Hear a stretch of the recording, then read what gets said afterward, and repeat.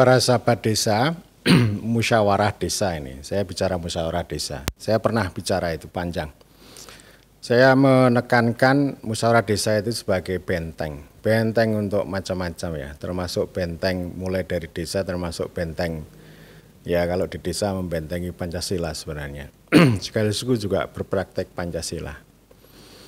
Jadi yang pertama ini kan musyawarah desa itu bagian dari desa itu membangun peradaban, manusia yang adil dan beradab. Jadi kalau misalnya ini ada kepentingan masyarakat setempat, dihadirkan, dimusyawarahkan dalam musyawarah desa, diputuskan, dianggarkan, itu kan hakikat.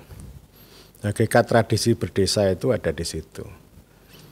Dan itu peradaban, kemuliaan sama dengan kita berdemokrasi itu kan di situ. Nah kalau misalnya dia dikalahkan dengan kode rekening, nah itu namanya kode rekening yang tidak beradab. Artinya ini perangkat membunuh hakikat. Jadi hakikat itu apa yang diputuskan oleh musyawarah desa itu namanya hakikat dan itu ya peradaban. Peradaban yang semakin maju semakin mulia. Meskipun kode rekening itu kemajuan, tetapi dia bisa membunuh peradaban.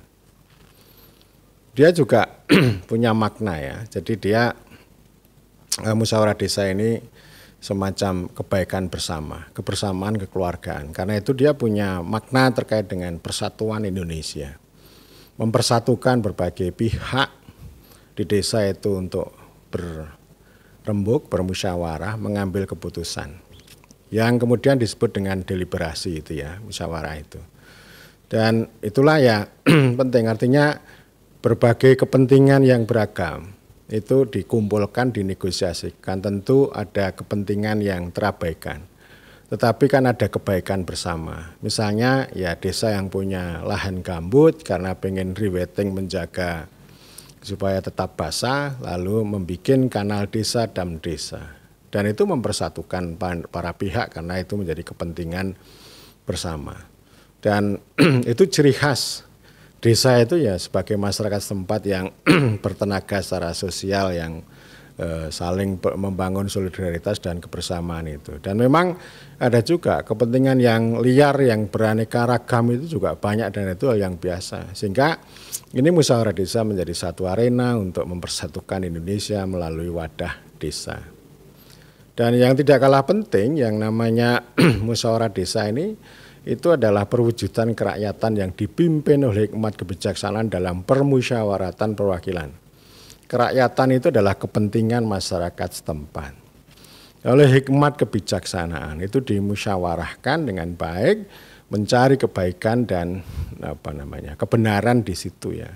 Benar yang baik, kebenaran yang yang baik ya. Jadi artinya tidak hanya, saya kan sering mengatakan ini ada kebaikan yang salah, tapi juga ada kesalahan yang baik. Lebih baik kesalahan yang baik daripada kebaikan yang salah gitu ya. Dan ini nanti saya akan bicara secara khusus soal ini ya, karena ada banyak sisi desa itu juga sering mengalami dilema antara kebaikan dan kesalahan itu.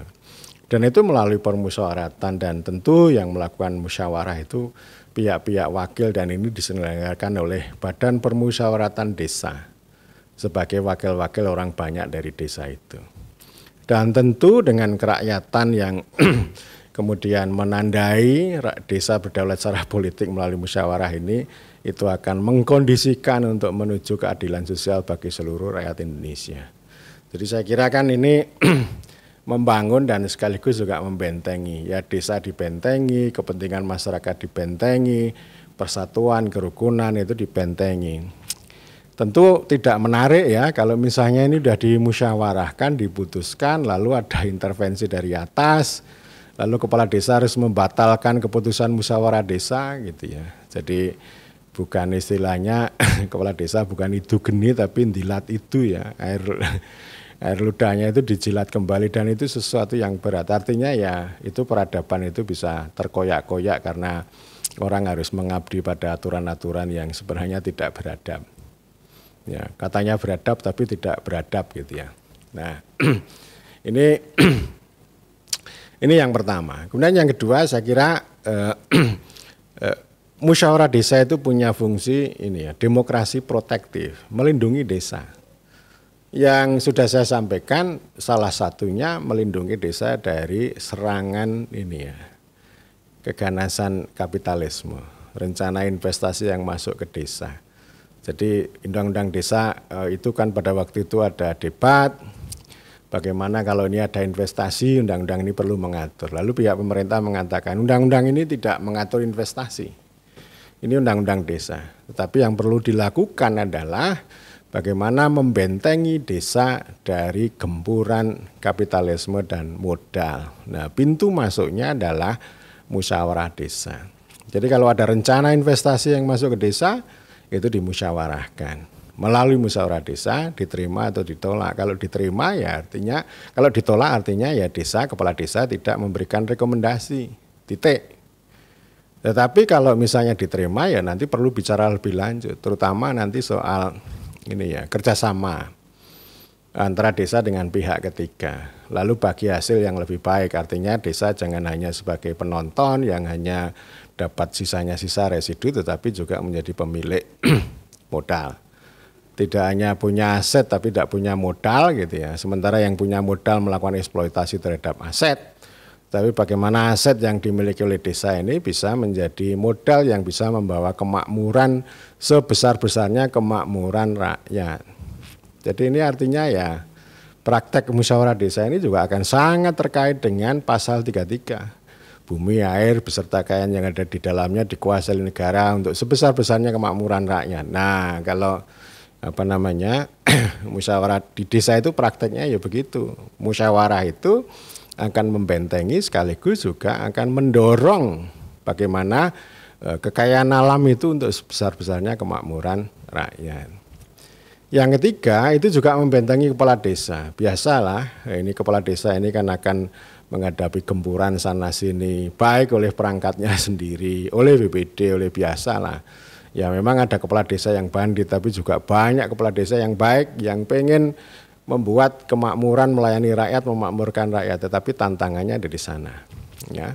Demikian juga kepala desa selalu dinegosiasi oleh rakyat dan itu hal yang baik ya. Nah daripada ini pembicaraannya itu kemana-mana gitu ya, ya dilembagakan melalui musyawarah desa. Mereka berembuk, semuanya dihadirkan, ya berdebat itu hal yang biasa. Lalu disepakati, kesepakatan dihormati dan kesepakatan itu akan melindungi kepala desa dari gempuran-gempuran itu dan nanti yang diputuskan itu lalu dijalankan. Itu betapa pentingnya musyawarah desa. Nah sayang memang musyawarah desa ini sering tidak bermakna karena digantikan oleh sekedar ngisi form, ngisi kode rekening gitu ya. Dan itu kan namanya limbah teknokrasi. Jadi ini peradaban, persatuan, kerakyatan, keadilan, kepentingan masyarakat setempat, tradisi berdesa ini sering kalah dengan limbah teknokrasi berupa kode rekening, form, perintah-perintah dari atas, target-target, objek dan sebagainya. Jadi ini pusat negara Jakarta, negara pusat ini justru tidak menghargai peradaban itu. Meskipun mereka keluar-keluar Pancasila tetapi kelakuannya itu jauh dari Pancasila itu. Mereka mengklaim maju beradab tapi sebenarnya tidak beradab dan tidak menjunjung yang namanya persatuan, menghargai orang-orang setempat, kerakyatan sekaligus juga keadilan. Jadi desa itu juga menjadi arena bagaimana kita menyemai Pancasila ya. Jadi ini kan paradoksnya begitu, banyak orang yang keluar bicara Pancasila tetapi ya mereka tidak Pancasila. Pancasila itu diomongkan untuk orang lain, untuk dirinya sendiri tidak. Ya, nah ini repotnya ada di situ dan negara ini juga masih sangat jauh dari prinsip Pancasila itu ya. Dan karena itu ini sekali lagi musyawarah desa itu ya menyemai, membentengi Pancasila. Berikut ada peradaban, ada persatuan, ada kerakyatan dan keadilan dan sekaligus juga tentu ini melindungi kepentingan masyarakat setempat yang terkait dengan ekologi dan ekonomi yang kemudian ini akan mengarahkan untuk pemanfaatan alam untuk sebesar-besarnya kemakmuran rakyat.